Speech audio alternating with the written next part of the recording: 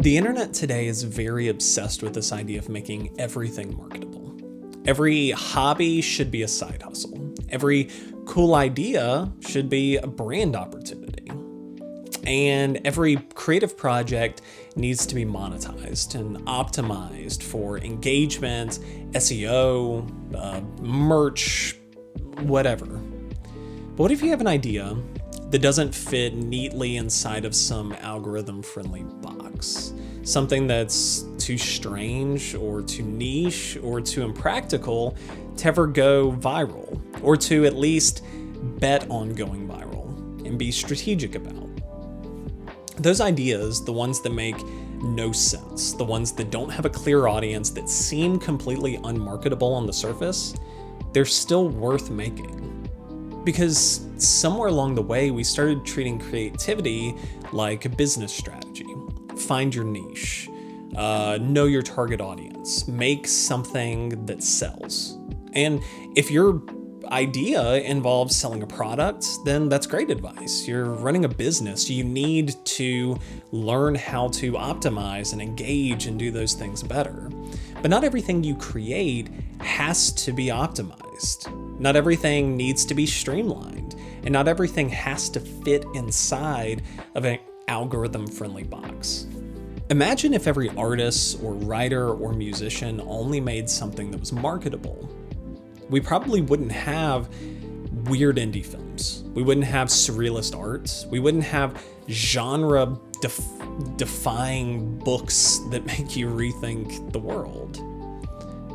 And if you think about some of the creative pieces of fiction or artistic works that you love the most, probably one of the things that ties a lot of them together is how creative they are, and maybe even how weirdly creative they are, and how strange they are in comparison to other things.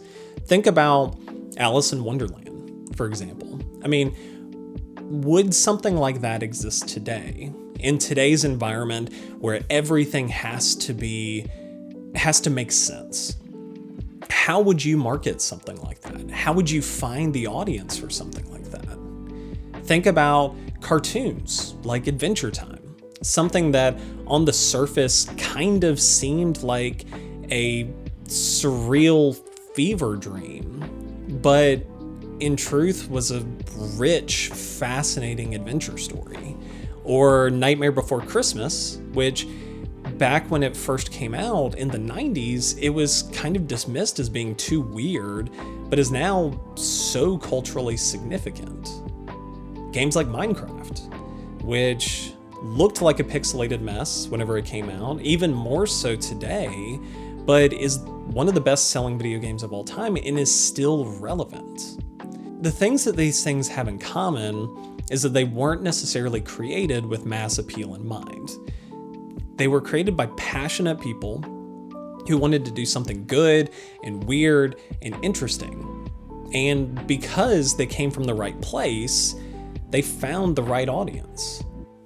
The takeaway there is that even if your idea doesn't become a global phenomenon, if it's not somebody's favorite cartoon, if it's not somebody's favorite song, it's still worth making, because not everything has to be the most successful thing in the world to still be worth it.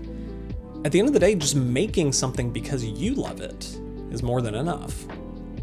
Because when you're excited to make something, it gets you excited to continue to be creative, not just in that thing, but in other aspects of your life. If you only make things that are safe and trendy, you're going to get burnt out and you're going to fall out of love with whatever it is you're doing.